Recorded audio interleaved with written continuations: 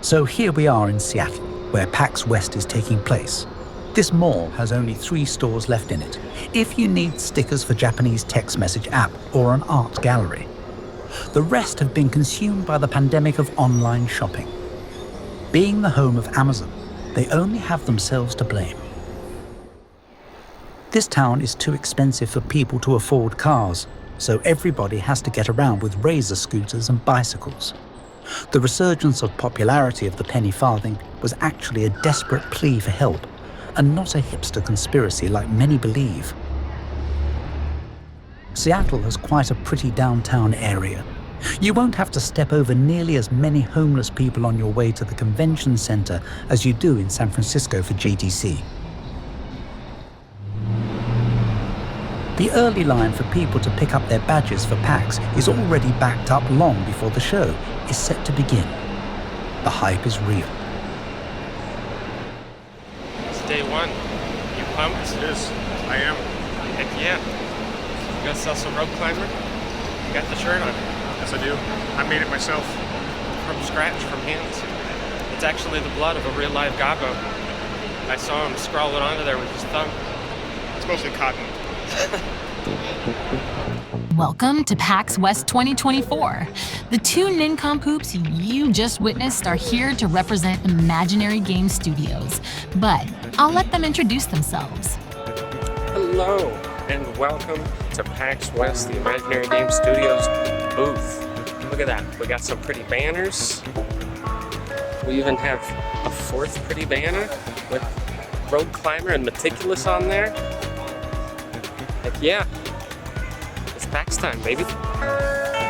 Here we are, the Imaginary Game Studios booth. 2 demo stations set up. 1 slacker helping out, as best he can. Hello. Yes, we are 1 minute away from opening. There's the Path of Exile 2 booth. 2 entrances. Oh my goodness, here they come.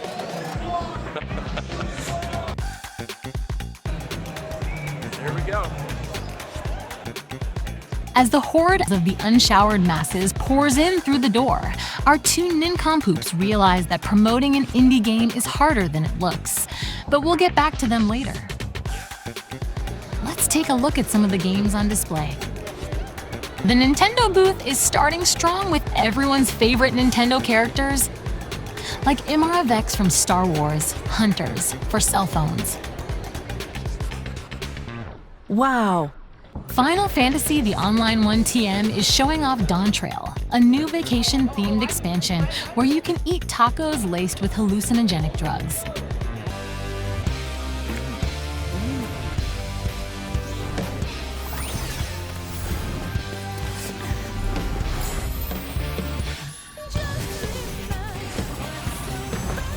What the heck is even going on anymore? Who let her in here?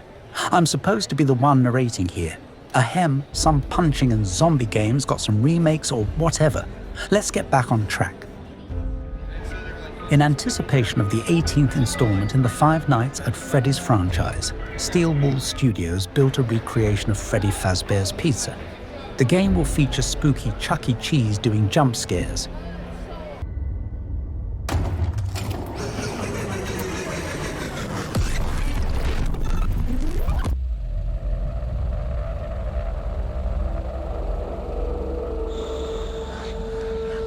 Cool. In celebration everything Pokemon, the Pokemon Play Lab is an opportunity for players to check out both the video games and learn how to play the card game.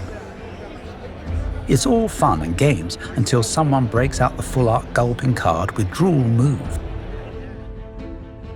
But let's check back in with our heroes of today's story, shall we? All right, nobody tell Eric. I'm gonna capture his gameplay here, and he fell off immediately. Wow, shameful, really. You got a blink dash, followed by a wall run, followed by an immediately. I really want to be able to jump off of a wall run. You can. I if tried. you have an aerial jump. Yeah, but I want to do it without one. I want $1 million. We can't all have what we want. This is kind of like touching the ground, right? Kind of. Hello. Hello, I am joined here by, go ahead and introduce yourself. Liam Bear. Hi, Liam. Why don't you tell us what kind of games you like to play? I like to play a lot of Roblox games right now, Okay. but I'm also getting back into Undertale and Deltarune. Ooh, those are good. I don't know, I like Hitman 3 as well. I play that from time to time. All right. What's your favorite game that you've seen? Five Nights at Freddy's. Oh, Five Nights at Freddy's, 10 years. The demo for the Return of the Mimic or something, I don't know. Cool. It's a Return of the VR game. Mimic. Yeah. Okay. Do you want to give Rogue Climber a try? What's Rogue Climber? That's our game that we're working on, Imaginary Game Studios. It's an action-platformer-roguelike-rage game. It's kind of like Getting Over It with Bennett Foddy, but with a lot more parkour. Alright, I guess I can try. All right, come on and take a seat over here. Liam then proceeded to spend the next hour mastering his skills at Rogue Climber until he ascended higher than 700 meters. A full 200 above the next highest score over the 4-day weekend. Great job, Liam. It was great meeting you at the booth, and we hope to see you climb even higher when Rogue Climber releases later this year on Steam. Wishlist Rogue Climber today. Link in the description. Hey guys, how's it going? Pretty good. What are your names? I'm Rue, and this is Sakura Head. Nice to meet you, Sakura Head. What game are you from? Silent Hill, a short movie. Ooh. It's a free, about 2-hour-long, locked room experience game. Oh, all right, sick. I love your costume. That's really awesome. This creature is what chases you through the hallway. So what kind of games are you here to play? Sort of all kinds. Sorry, I'm talking for them, but it's hard for them to talk through the thing. I can imagine. I'm really into horror games and those sorts of things. Rena's really into cozy games and puzzle games and simulators. All right, very nice. Today we're demoing Rogue Climber, which is kind of like Getting Over It with Bennett Foddy, but with a lot more parkour. Ooh. You want to give it a try? You want to watch me try? Yeah. All right, come on in. Thank you very much to Rue and the real Sakura Head for stopping by our booth, and for not violently stabbing us with your metal claws, as Sakura Heads are wont to do. We are grateful to everyone who visited the very first Imaginary Game Studios booths, and a big thank you to Doc and the PAX Enforcer team for helping to make this show possible. Tokyo a go-go, baby, yeah!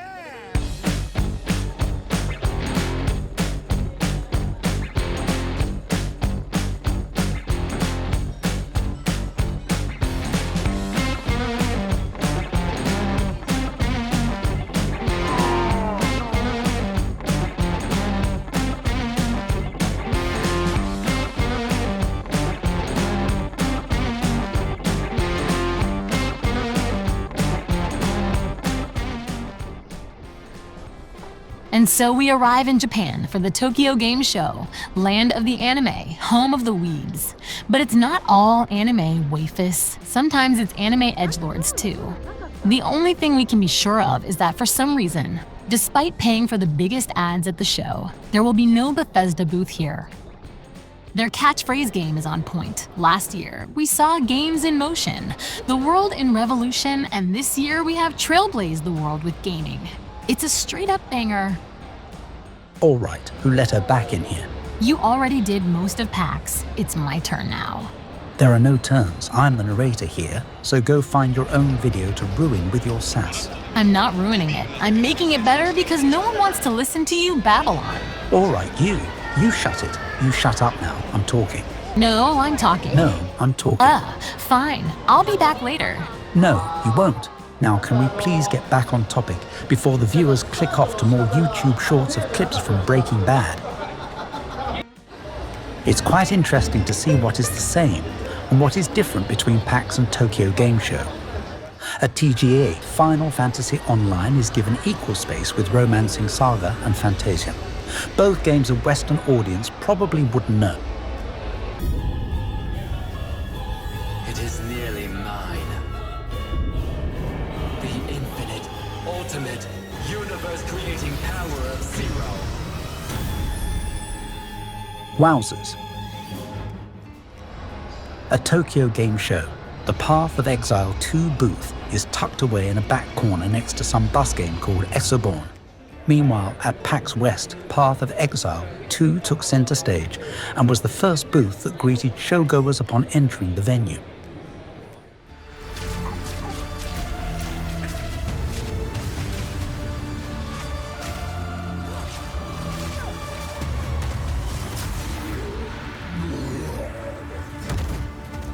Let this be a warning, Gianor. I'm coming for you next.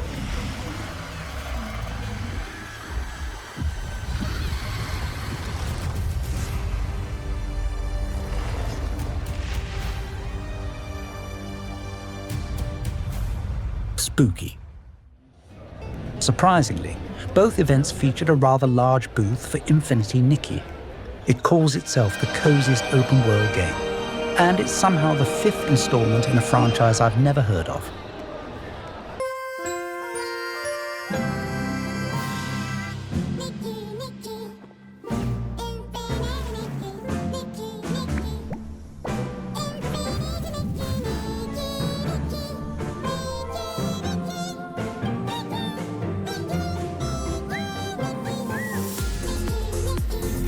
All right, that's enough of that for one lifetime. Oh no, she's back. Sorry boys, I'm out. Good luck with the rest of the video, wishlist Rogue Climber on Steam and all that, hally-ho. Finally, he's gone, and now we can get to the stuff you've really been looking forward to. DK, not to be confused with Infinity Nikki or Epic Mickey, is a popular mobile game. Their booth let you play real-life gachapon with cosplay girls.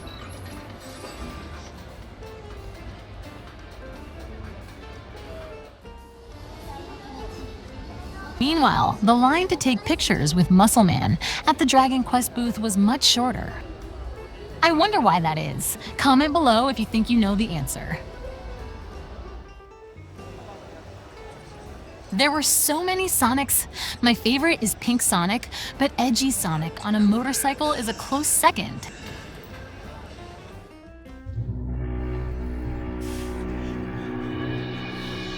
It is time to awaken the ultimate life. Welcome to the world.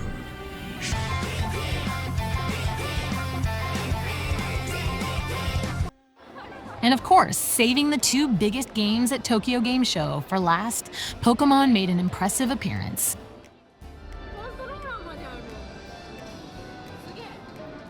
They put Zatu's head on a Minecraft workbench. Not sure what that was about, but then you could go get your picture taken with Wooloo. And they even had their own dedicated merch booth.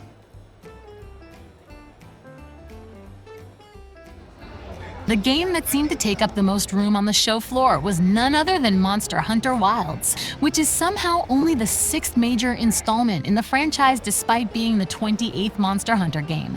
To get a chance to play it, or any of the other big titles, you had to rush to a secret back alley at the opening of each day and get a reservation before they were all taken almost immediately. At PAX, they even had a surprise signing from one of the producers. Still hoping that I imagined the whole thing. It's burned into my mind.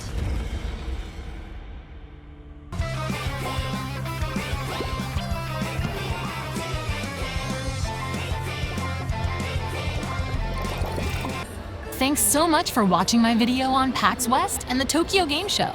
I barely got to scratch the surface here, so let me know if I missed any of your favorite franchises. The next time you attend a gaming convention, keep an eye out for the Imaginary Game Studios booth. And if you want to help make sure we can afford the next Imaginary Game Studios booth, kindly wishlist Rogue Climber on Steam. Thanks again, and enjoy having Infinity Nikki stuck in your head for the rest of your days.